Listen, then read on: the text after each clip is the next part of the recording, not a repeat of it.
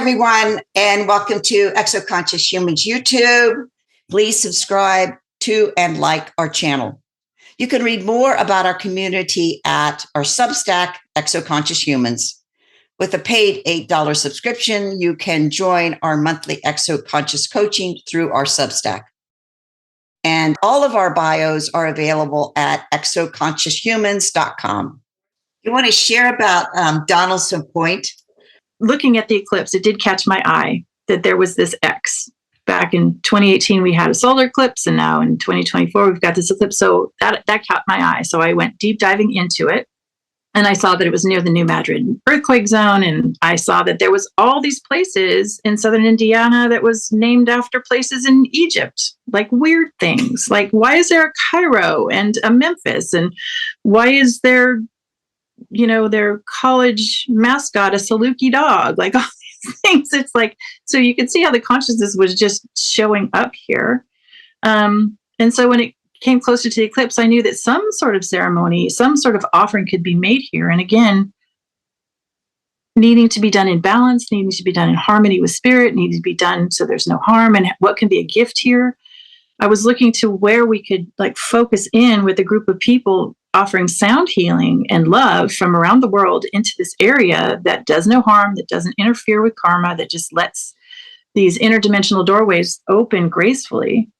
And so I was asking Spirit, where, there's a lot of people in here, where can I possibly go? I have a little favorite app that I just zoomed right in to a place it's just under 6,000 acres of a nature reserve. It's in one of the bends of the Mississippi River, so nobody lives there. It's just right within a small radius of New Madrid, the town of New Madrid. And it's called Donaldson Point Nature Conservancy. So I thought, okay, well, I guess that must be it. Done.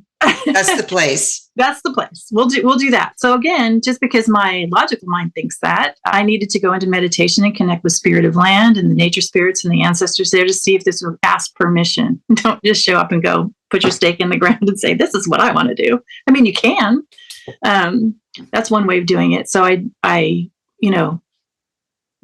introduced myself and showed what it is that we were looking to offer this space, and it was greeted with a welcoming energy, with a yes. So that area was activated on April 7th, and so we're checking back in with it. And I had a person who I didn't tell about the ceremony the next day sort of tune into this energy. We were reading the energy of the eclipse, and he sort of looked at this, and he knew that he was in the Trail of Tears. He knew that he was a soldier at that time that escorted the Native Americans, and it was a very painful soul wound for him to have participated in that way. And he came across the energy of this pillar of light, and all of a sudden he's like, oh my God, my heart's being healed. I don't know what's happening here. I'm just lightening up. And I went, ooh, okay, cool. Maybe there's a connection here, maybe there's not, but again, it's not like cooking something in a lab and being able to recreate this, because it's all spirit in the moment and just what we become aware of. So it was like confirmation for me that this beautiful, loving space that went, connected in with all kinds of energies really helped this person heal from a wound that he'd been carrying for lifetimes. So again, this is kind of how it works. We start peeking behind the veil and putting things together based on where our heart leads us. Uninvited mob that came to a party here in America at the expense of our host, the native people. It broke the hoop of life here in this continent. The Trail of Tears is emblematic of that, because there was this whole group of Eastern tribes who had, kind of copped to the white man's ways, and Andrew Jackson, he wanted those lands, so they gathered up all the tribes and shipped them out from North Carolina out to the Indian territories in Oklahoma, and that's the Trail of Tears. And there are 5 trails of tears, and different paths taken by different groups, and it was a starvation path. It was a death walk. And the death count of war, wasn't huge, but 6,000 lives suffering at this, this kind of watery heart of our continent.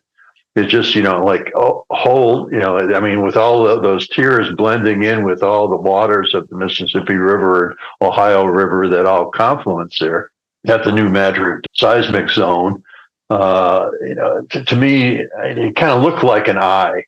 It suggested that there was an eye there because, like a bloodshot eye of tears. And I knew the New Madrid was like a pupil in that eye. So the New Madrid zone is a seismic zone that eventually will tear the continent apart, and there'll be an inland waterway that goes from the delta of the Mississippi all the way up to the St. Lawrence Seaway and out through that way. So there's 5 or 6 plutons pushing up through the ground, and last time it went off, it was 9.2 magnitude earthquake that made the Mississippi River flow north, a tremendous power. And this orange field and pink field you see on the map, that's the energy zone that's generated immediately from the earthquake and the affected earthquake zone. So an earthquake in the New Madrid would probably topple skyscrapers in Chicago, and would certainly level Memphis. And, it'd be just billions of dollars worth of damage.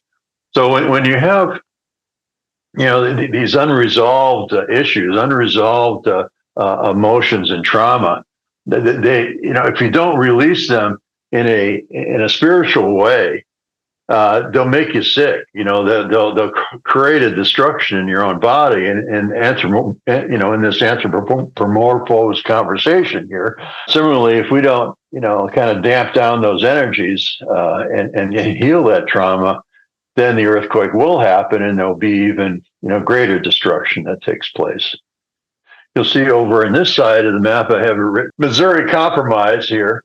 That's a borderline that was established by Congress to define, slaves and non-slaves. But politically, is what really set up the Civil War to occur.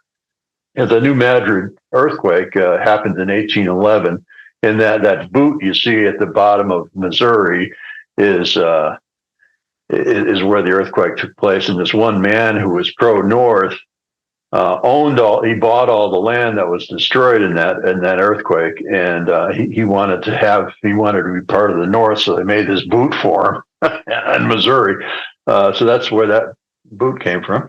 So you have this geologic divide, you have this divide of people. You're over there in Oklahoma, we're over here in the colonials, and then there's this divide between North, South. So again, the suffering, the trauma of slavery. The trauma of Civil War that happened along, all that is kind of caught in this whirlpool, in this standing column or wave of an earth ring. So it's got 9 points on it that cohered. What I do when I do these geometries is I look for like a regularity of placement around a ring. And Chicago, Serpent Mound, and Asheville ended up being, like at an equidistant separation on the ring. And that set the geometry of, the completed geometry has 9 points to it. That 9-point geometry is reflected in the earth rings that I have drawn as circles. You can see arrows, turning clockwise and counterclockwise as a balanced vortex that I'm suggesting to use here. Every 2 points, if you connect every 2 points, you get the mantle. If you connect every point together, you get the Earth's surface. If you go every 3, you frame the Earth core. If you go every 4, you frame the Earth's inner core. And this is the same geometry as an Earth energy vortex, which is just an oscillating pattern of the Earth itself. So when we go to Sedona, we go to these vortexes. We're in a resonant vortex with the planet itself. So there's it's kind of a conduit or a telephone to communicate with planet. So many of these places are, you see this line that goes through Chicago and Serpent Mound.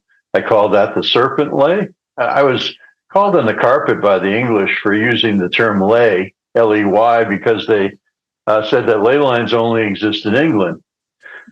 So I call them lays, as in the flower lay that you get when you go to, because a lot of these ley lines that I've identified here in the Americas have volcanoes associated with it. So in the lei, Lei, is a blessing of Pele that you receive when you arrive on the islands.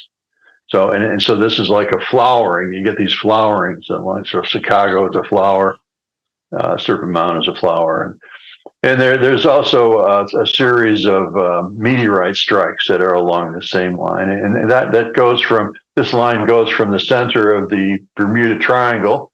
That triangle, the ring that's around the triangle, is the same size as the Earth's inner core. That's why that happens, the Bermuda Triangle effect. But and that goes up to Lake Itasca, which is the headwaters of the Mississippi River. So that's another center of another Earth ring that's defined by the length of the Mississippi River. And if you draw that, then that includes the entire interior landmass of the North America. The pyramid line is this blue line right here that ran parallel with the October 8th solar eclipse. The pyramid as a consciousness meme speaks to top-down power. And I look at it as a solidified geometry of water. So now I'm trying to encourage this view in order to take away that pyramidal form, the pyramidal marketing, the pyramid of state, the pyramid of church. It's like we've had enough of that. So all along this line, this pyramid lay, which the eclipse followed nearly exactly, right across the continent. The Great Pyramid is the center of the Earth's land masses. So if you take lines that go off the corners, north, south, east, west, and then northeast, southeast, et cetera, this particular lay comes off of its northwest point and goes through Italy and France and very close to CERN. CERN is entraining this line, and as you come down through the Great Lakes, through Buffalo and Cleveland, you find all these Masonic obelisks placed there. And as you come down through New Madrid, you find, of course, Memphis and all these other associations with. And it was the Masons, they were trying to create a civilization out of a wilderness, and so they used all the tools that they had in their own tool bag. And why Memphis is called Memphis is because it's on a ley line with Egypt, and they knew that. They were consummate geomancers themselves. George Washington placed Washington D.C. right exactly on the 77th longitude, right on a ley line that went along the eastern seaboard. So they knew what they were doing. The crossing that occurred. It was just, it's an opportunity. Eclipses it's kind of like, when the power's down, you can change the light bulb. There's an opportunity to shift frequencies. And I was really gladdened to see the millions of people that gathered along this line just to look at it. Oh, look at it. Be our voyeur selves, and but it was, there was none of the, acrimony that's just so present in the collective conversation. It was just people out there, digging the beauty of this intelligent design that is life. And, there was no incidences, there was no violence, nobody who shot anybody. It was like just everybody was out having a good time and enjoying the sun, moon, earth, and all 108 chakras. This is the second time I've worked with this particular geometry. The first time was in 2020 with a group called Good of the Whole. And we had a group intention to do the same. There wasn't any eclipse opportunity at the time, but right after we had this ceremony, like within a week, right after the ceremony, a hurricane came into the Gulf and came, due north, right up through, the usual corridor of New Orleans. It wasn't, it was a small hurricane, 3 or 4 or something like that. And it went right up to New Madrid and took a right, went east. I mean, right on that I latitude. remember that. Yeah. So it just off to this other direction here. And then another one came and did the same thing. So so this, like when you work with these big elemental forces, other elemental forces tend to be attracted. Now, they can they can cause some problems. Like right now, on the web, we're seeing all these storms coming across through Oklahoma and Kansas. And the energy signature is very closely matching what you see here on the screen, with the tornadoes and hail and various storms coming across there. So ever since the eclipse, there have been this one storm after another with these really powerful energetic signatures coming through. And this latest one is, I think right over New Madrid today as we speak, just, dumping and spinning. And it's, these are the forces that release this energy. It's like they say that water heals all. If you submerge a battlefield, it will neutralize all that negative energy that was as memory in the land. So with all this spin and all this water that's happening, I'm trusting that the elementals will be as gentle as possible and helping us clear these traumas from this land and help with the healing of us as a people. When I read the article in New Observations magazine with the same 9 points, that was sort of like a call to action for me, because what Peter suggested is that water just needs to be appreciated. It needs to be, witnessed as a living being, as a living consciousness. And that's really all we need to do. It knows what to do with the love that we give it. And so I'm like, well, that sounds easy enough. So I just got together with a group of people, and I picked 3 places on this ring to go and travel, in our light bodies, and to just land there and to say hello to water and find water and just appreciate it. That was all we were doing for a couple of hours. We went to Chicago, Eufaula, and Nacogdoches, Texas. And interestingly enough, there was a person who called in on this healing that said, I didn't know why I was being called. I had to go. I had to be in this healing container with you. And she had lived in Nacogdoches, Texas, and completely forgot about it. But she loved it. So that's how spirit works. It just calls together people, and we all had our own experience of it. And then we shared what it was that we saw and what we felt, and just let the love go where it needed to go. So sharing the flow within us with the flow there. And that's sort of how I introduced myself to Peter. It's just like, by the way, this is da-da-da-da-da-da. And I think it was right around that second storm that came up and made a left turn. And I would not have known that because I don't track the weather in that area. It was just, the more we share information and share our perspective, the clearer things get and the simpler things become. So if you're looking at how and listening to this conversation, and if you want to partake in, being a presence of love, just appreciate water. It's just sit down in your own garden, your own house, and say hello to the water in your pipes and in your, in your glass and just in your body, and just start creating that connection to a larger, context of which we live in. This is really what Peter's pointing to, is we're part of this elegant, amazing, universal, multi-universal space that is, creating life, and there's space for all. And so when destructive energies or things are inserted into the paradigm, when we create space for that to be healed and balanced, then those different dimensional frequencies that know how to do that are so that, oh, cool, yeah, let's do that. Let's have that. So when we're looking at this map with all this activity with the with the serpent, line going to Bermuda and all that entails, and information still flowing in on the pyramid lay. It's not to be afraid of it, but it's to, kind of marvel at how the universe went, hey, take a look right here, y'all who are living here, and start creating what it is that you would like to create with what's already present.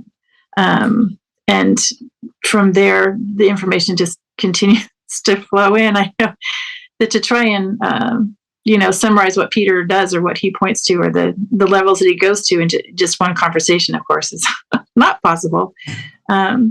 But so happy to have this opportunity to begin to bring this into people's consciousness of how simple it is to begin to connect in, especially when we have guidance and maps and information about how we can really deepen in. Rebecca, you had said it's like, how can we go into the cosmos if we don't know what's even under our feet or how we're connected here? And, your deep roots allow you to have, great branches and wings. So, so grateful for this work to be able to really just open up the conversation and the knowingness within ourselves that, I can do this if I would like to, or I can support people who do, or I can just love Earth or clear my backyard or clear the grid of the city that I'm living in just by,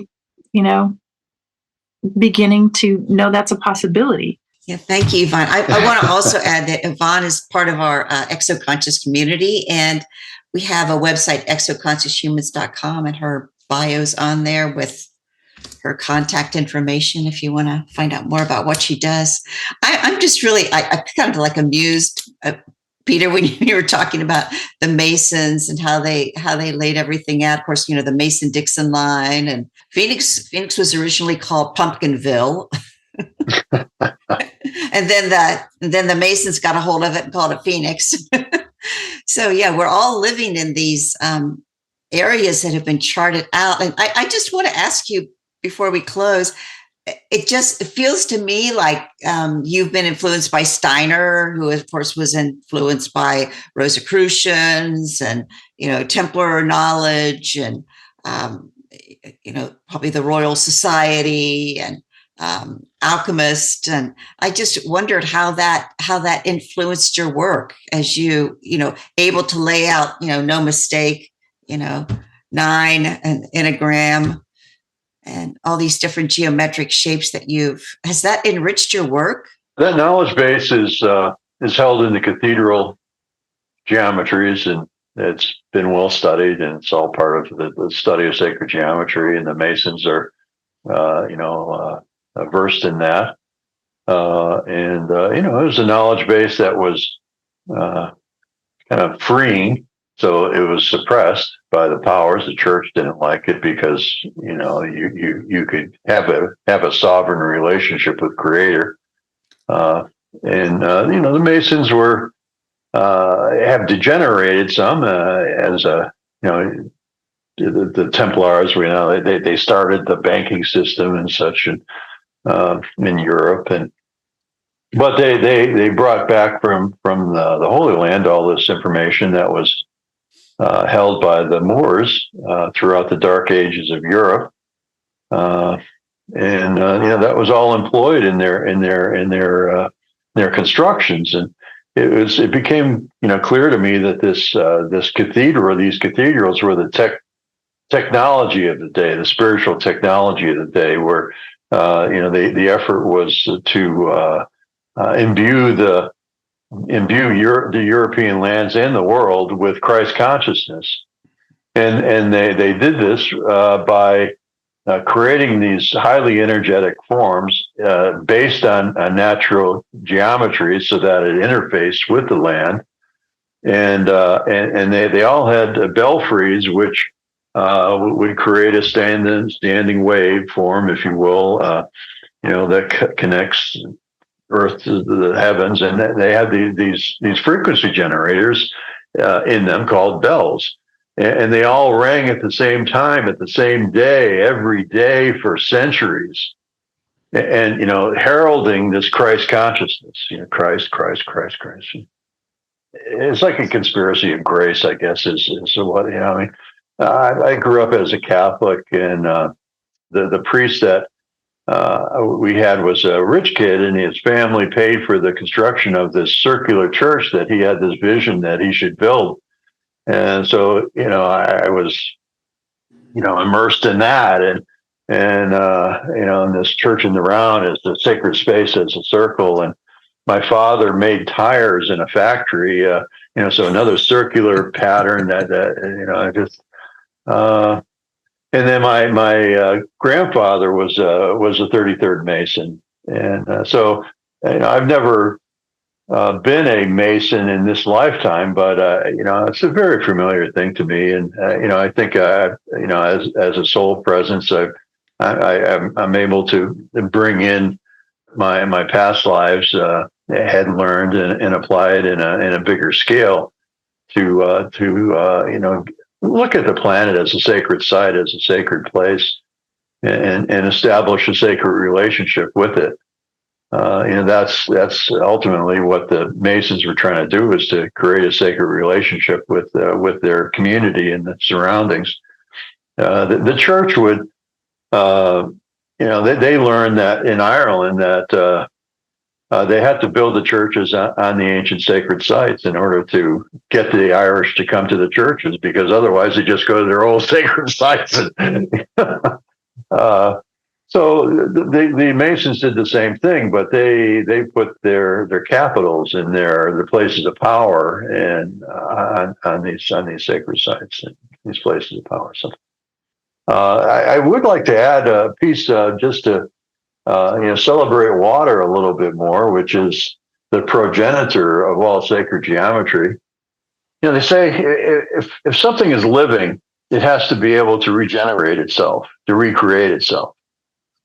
And so the Earth, we say the Earth is alive, but it doesn't really regenerate itself. What regenerates is the solar system. So from what I understand, we're in the third cycle of regeneration as a solar system. Every time the sun goes supernova and explodes, and then we have a nebula. And there's a nebula right now out in the Orion belt, the Orion constellation belt, kind of in the middle there. Middle star is this nebula that's generating 60 oceans a day, 60 Earth oceans a day.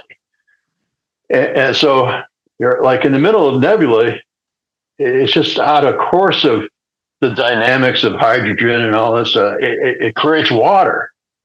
So water wants to bond. That's like, I got to bond. I got to come together. And so all this water starts to coalesce, and then dust and particles that, like every time the sun regenerates itself through supernova, it creates more complex minerals. So now we have gold and such, where our previous incarnations didn't have the gold on this planet. So because of the gold, we have this higher frequency of being. This is the frequency of gold that's attainable now. This water just collects the dirt, and the dirt's coalesce in gravity. The gravity wells start to take over, which are these Earth rings that I've identified. You see those in the rings, interior rings of the planets and the solar systems. And eventually things start to spin, and you get these vortexes, and then the sun ignites again. Then you have another spaceship that we're traveling through the galaxy, and this kind of dolphining. We dolphin across the galaxies, this galaxy on the galaxy disk. So you have this very thin line that comes off of the center of the galaxy, organizing everything, and we're in this kind of spinning vortex that moves through space, all because of water. And so space is just full of water. That's very fascinating. We had a conversation on our YouTube channel with Rudy Shield, astrophysicist, retired astrophysicist at Harvard. And one of the things he noted in our discussion was that there's fields of petroleum that he identified that are floating in our cosmos, which is interesting.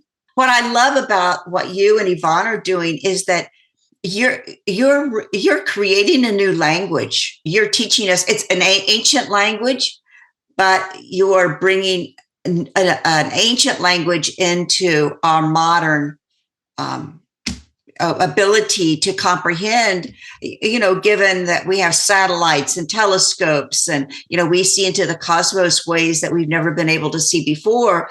And this language that you're offering us is just radically important, not only for human knowledge and intelligence, but also just for the whole healing and peace. I mean, I've been so caught up in my entire life, this whole peace movement. It's like, what do we do for peace? And I feel like this work that you're bringing forward is how we talk about peace, because if we can't make peace with ourselves, and we can't make peace with the earth that we live on, and help Gaia move and heal and kind of find her bearings, because our consciousness is so connected to it. It's a radically important idea. Thank you both for the work you're doing. Our consciousness is the Earth's consciousness. Well, as I pointed out earlier, or mentioned earlier in the program, the Earth cell's consciousness is in its membrane. So the dominant consciousness that is in that membrane is the consciousness of the planet. So it takes on what we put out. So it responds to our emotional fields. It responds to our loving fields.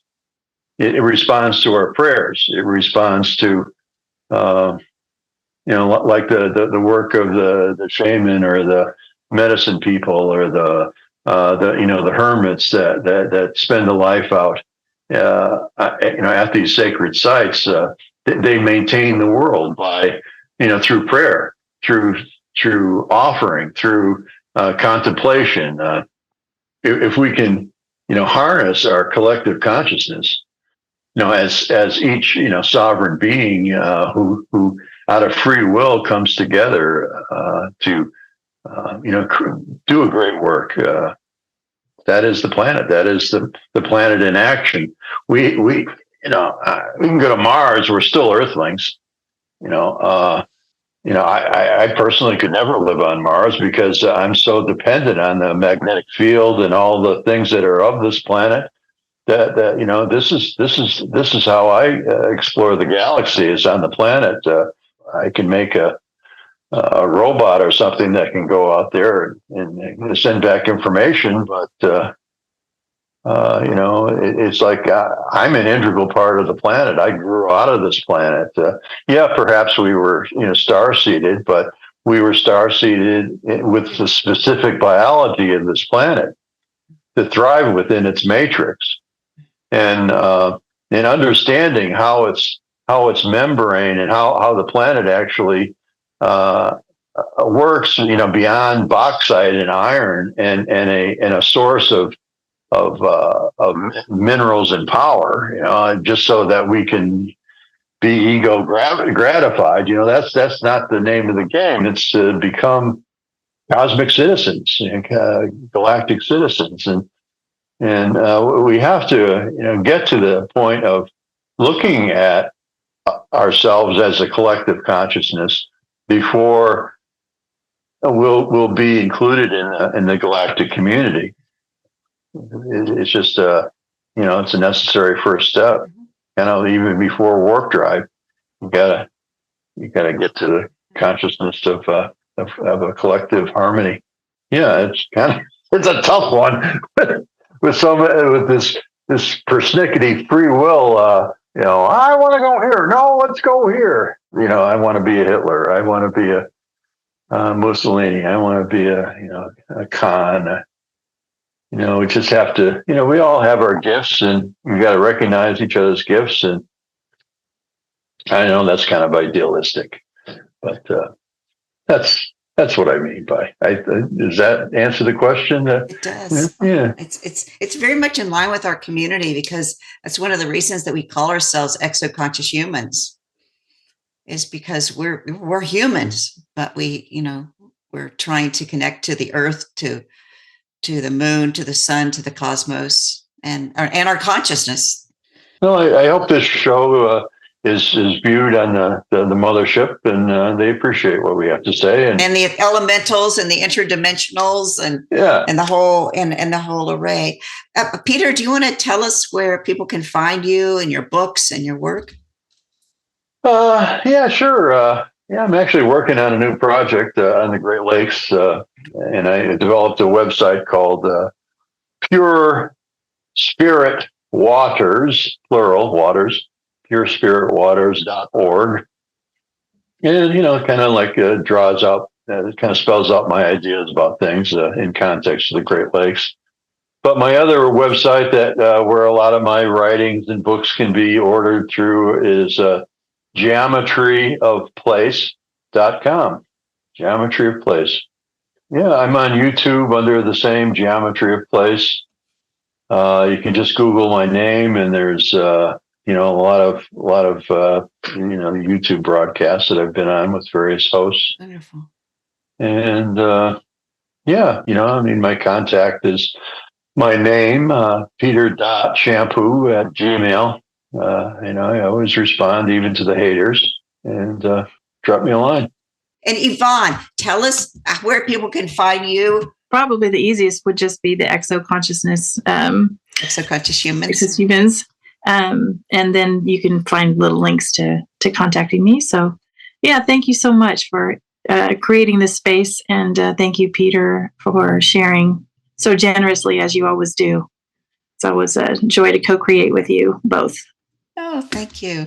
This is wonderful. Thank you so much. Thank you for the language you're creating, the sacred work that you're doing, the spaces that you're providing for us to walk into and just deepen our knowledge. It's so important today. Thank you. Thank you for receiving it. The attitude is gratitude.